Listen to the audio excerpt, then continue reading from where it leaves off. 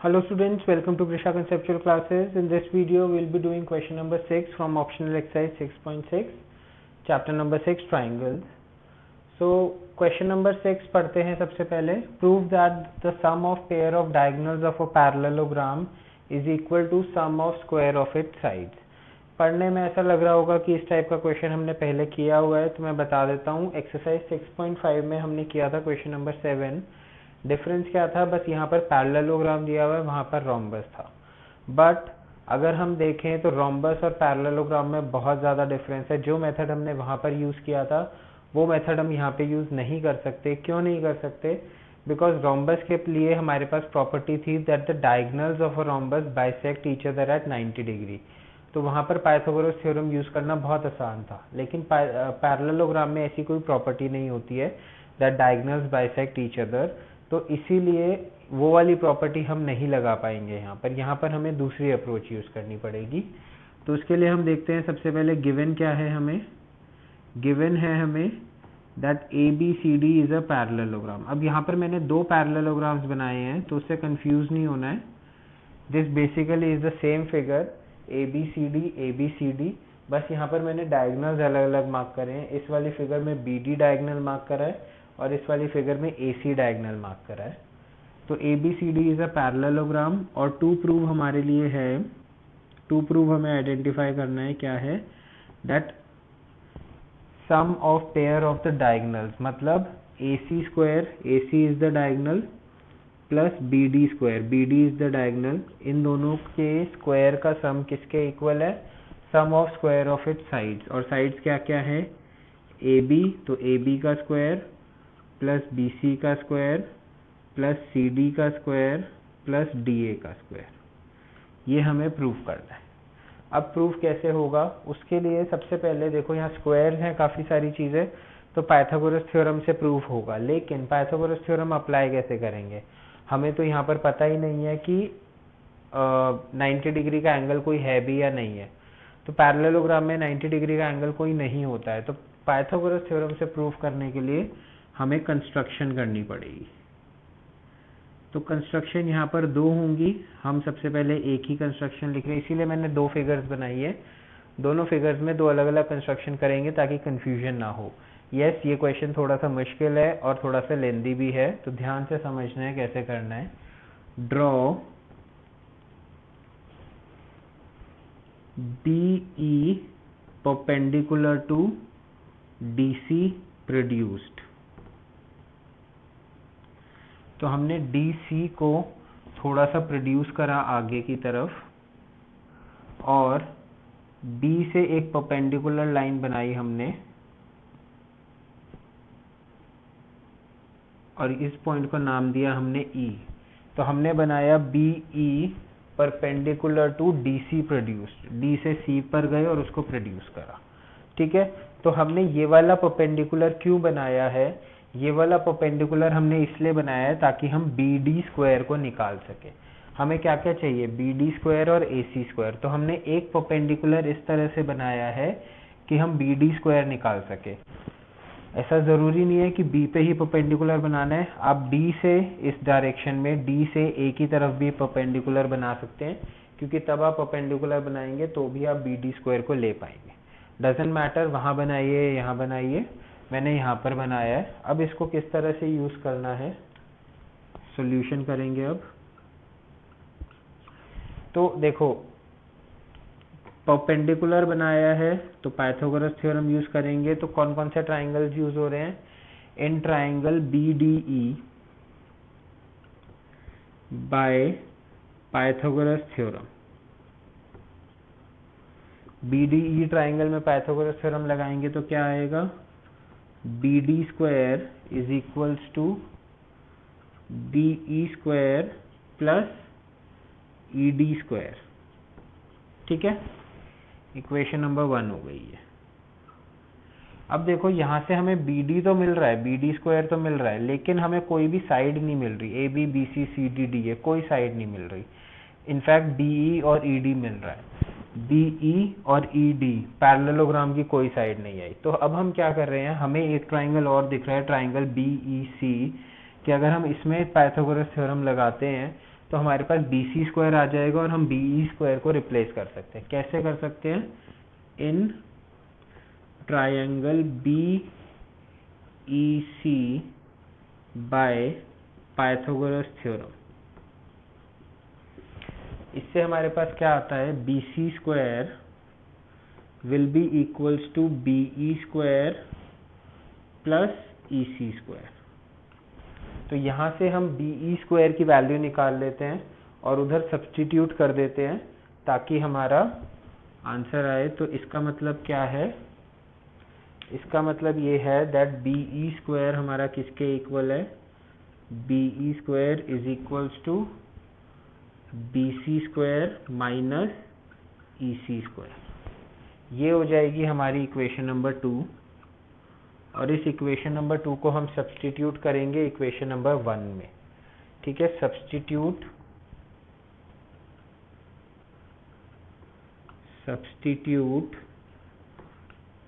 2 in 1। BE square को इधर substitute करेंगे तो हमारे पास क्या आएगा? BD square is equals to, BE square को सब्स्टिट्यूट करा, BC square minus EC square और ऊपर से है हमारे पास प्लस ED स्क्वायर। ठीक है, तो देखो हमारे पास BD स्क्वायर आ गया, BC स्क्वायर आ गया, BD और BC आ गया हमारे पास। अब हमारे पास EC और ED एक्स्ट्रा है, EC और ED। तो ED को हम क्या लिख सकते हैं? ED को हम CD प्लस CE लिख देंगे तो हमारे पास CD भी आ जाएगा। तो EC को हम वही लिखेंगे, हम लिख रहे हैं BD square is equals to BC square minus EC square as it is plus ED square को मैंने लिख दिया CE प्लस CD का होल स्क्वायर। ठीक है, CE प्लस CD का होल स्क्वायर आ गया।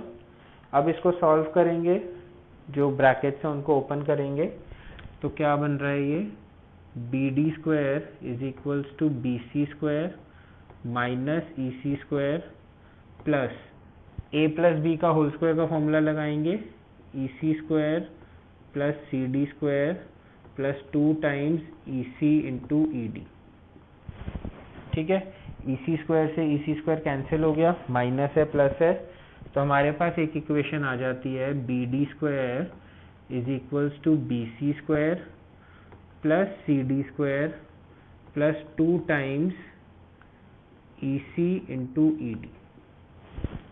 सॉरी, EC इंटू CD होगा, गलत लिख दिया यहाँ पर, EC इंटू CD होगा। तो ये हमारी हो गई है एक इक्वेशन नंबर 3। क्या किया है हमने एक परपेंडिकुलर लाइन बनाई है और उस परपेंडिकुलर लाइन से हमने BD स्क्वायर की वैल्यू निकाल ली। BD स्क्वायर की वैल्यू में हमारे पास BC स्क्वायर आ गया, मतलब एक साइड आ गई BC स्क्वायर, एक साइड आ गई CD स्क्वायर और कुछ टर्म एक्स्ट्रा आई है जो कि है twice of EC into CD, मतलब twice of EC into CD। ये हमारे पास कुछ एक एक्स्ट्रा टर्म आई है। अब बिल्कुल सेम मेथड से हमें क्या करना है? हमें AC स्क्वायर भी निकालना है। बिल्कुल सेम मेथड यूज करेंगे। तो जैसा कि हमने यहाँ पर एक कंस्ट्रक्शन करी है, एक कंस्ट्रक्शन हम दूसरे वाले ट्राइंगल में करेंगे। अब इसमें भी दो तरह से कंस्ट्रक्शन कर सकते हो। यहाँ से हमने परपेंडिकुलर लाइन ड्रॉ करी,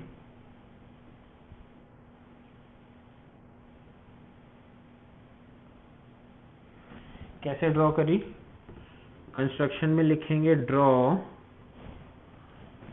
इसको नाम देंगे F, वो E था तो ये F, draw CF perpendicular to AB।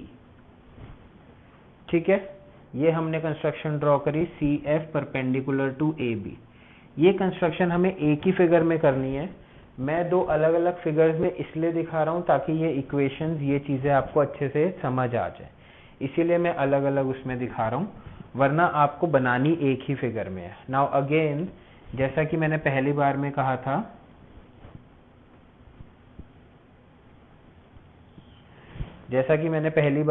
था, कि आप ज़रूरी नहीं है BE ही बनाओ, आप यहाँ D से भी परपेंडिकुलर बना सकते हो। तो ऐसे ही ज़रूरी नहीं है आप CF ही बनाना है, आप ए से भी बना सकते हैं, जिससे ये AC हमारे पास एज अ हाइपोटेन्यूज आना चाहिए, इस बात का हमें ध्यान रखना है।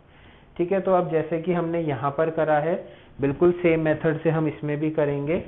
क्या क्या करेंगे? In triangle AFC bye Pythagoras theorem, triangle AFC में हम क्या लगाएंगे? पाइथागोरस थ्योरम लगाएंगे। तो हमारे पास क्या आएगा? AC स्क्वायर जो कि है hypotenuse is equals to CF square plus AF square.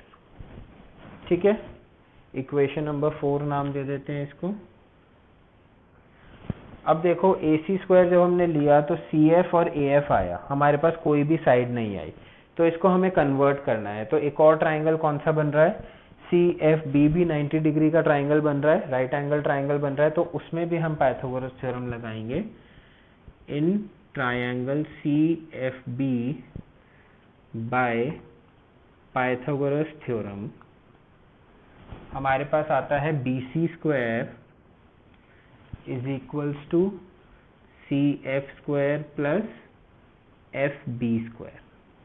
अब यहाँ से जैसा कि हमने ऊपर करा था, CF स्क्वायर की वैल्यू को इक्वेशन हम नेक्स्ट इक्वेशन से निकालेंगे और ऊपर वाली इक्वेशन में सब्स्टिट्यूट करेंगे।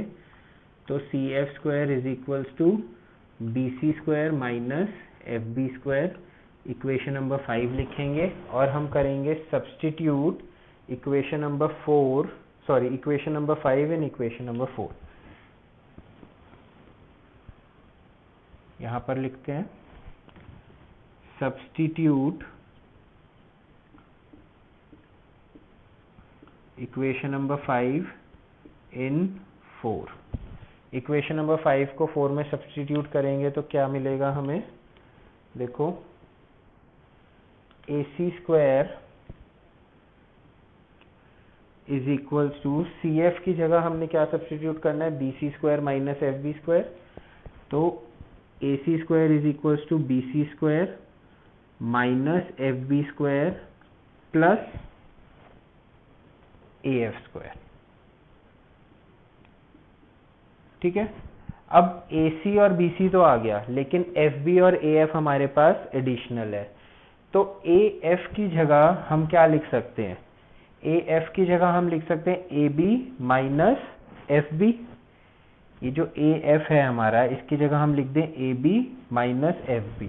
ठीक है, तो क्या होगा? देखो AC square is equals to BC square minus FB square plus AF की जगह मैं लिख रहा हूं AB माइनस FB का होल स्क्वायर।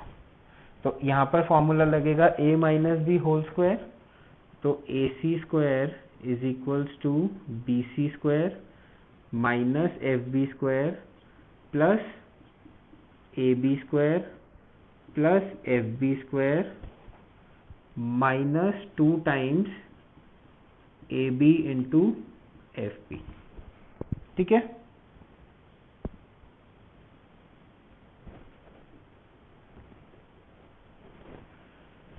ओके। तो अब इसको सॉल्व करेंगे। AC square is equals to BC square, ये FB स्क्वायर से FB स्क्वायर कैंसिल हो गया, तो BC square plus AB square minus 2 times of AB into FB। इसको हम नाम दे देते हैं इक्वेशन नंबर 6। अब अगर हम इक्वेशन नंबर 3 और इक्वेशन नंबर 6 को देखें, हमारे पास BD स्क्वायर आ गया और हमारे पास AC स्क्वायर आ गया। तो इन दोनों इक्वेशंस को हमें क्या करना पड़ेगा? ऐड करना पड़ेगा to get AC square plus BD square. तो ऐड कर देते हैं इनको। क्या स्टेटमेंट लिखेंगे? एडिंग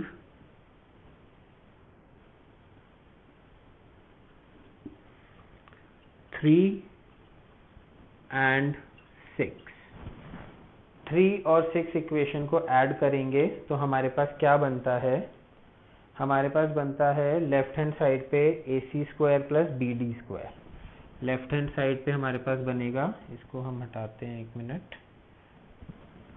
ठीक है, एक मिनट, इसको थोड़ा सा ठीक करते हैं ताकि हमें आराम से समझ आए।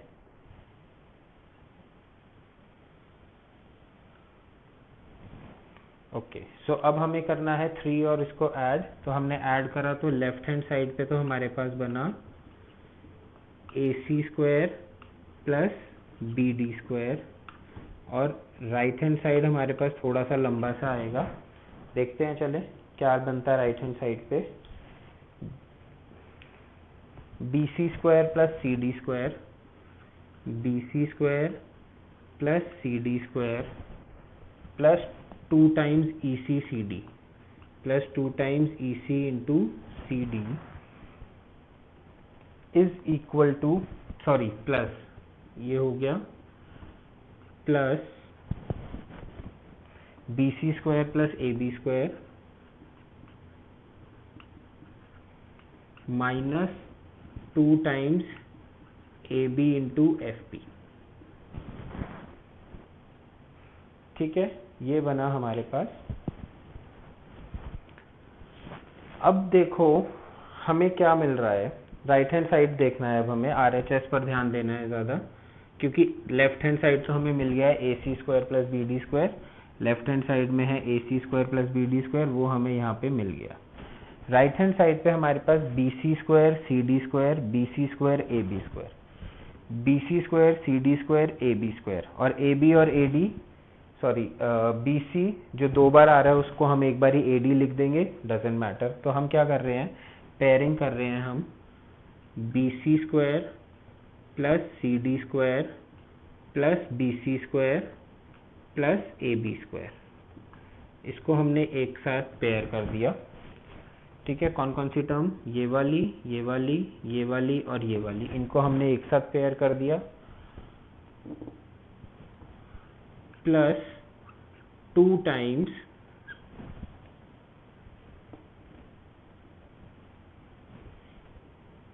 CD into EC minus 2 times AB into FB। अब हमें क्या चाहिए, सिर्फ इतना चाहिए, मतलब ये वाला जो सेकंड ब्रैकेट है ये हमारा 0 में कन्वर्ट करना है हमें। अगर ये 0 में कन्वर्ट हो गया तो हमारा प्रूफ हो जाएगा।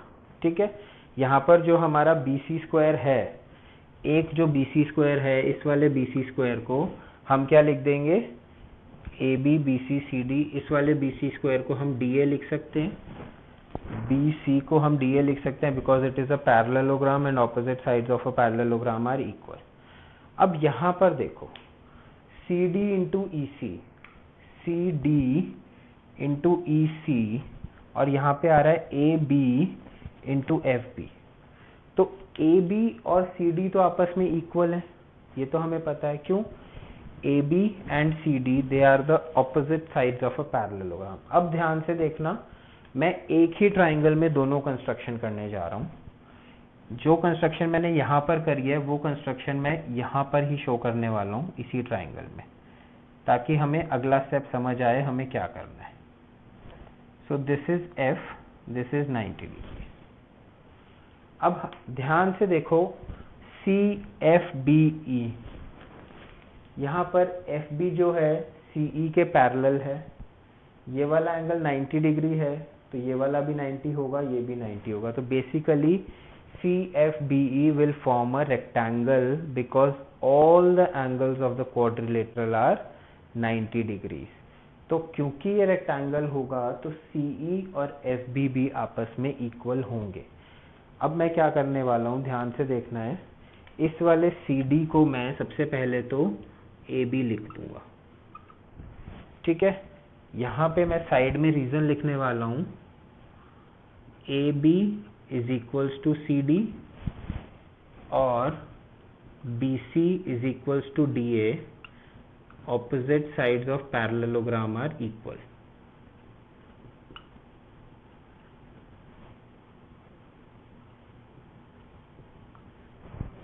ठीक है, तो यहाँ पर अब मेरे को, अगर मैंने EC और FB को भी इक्वल प्रूफ कर दिया तो ये दोनों टर्म्स आपस में कैंसिल हो जाएंगी और 0 आ जाएगा और मेरे पास RHS ये बचेगा, तो हमारा प्रूफ हो जाएगा।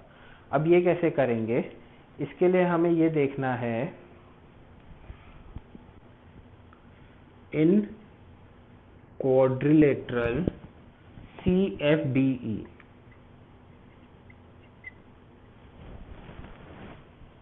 BF is parallel to CE. BF is parallel to CE. ठीक है. CF is perpendicular to AB and BE is perpendicular to CD. CF is perpendicular to AB and BE is perpendicular to CD. Therefore, CFBE forms a rectangle. ठीक है.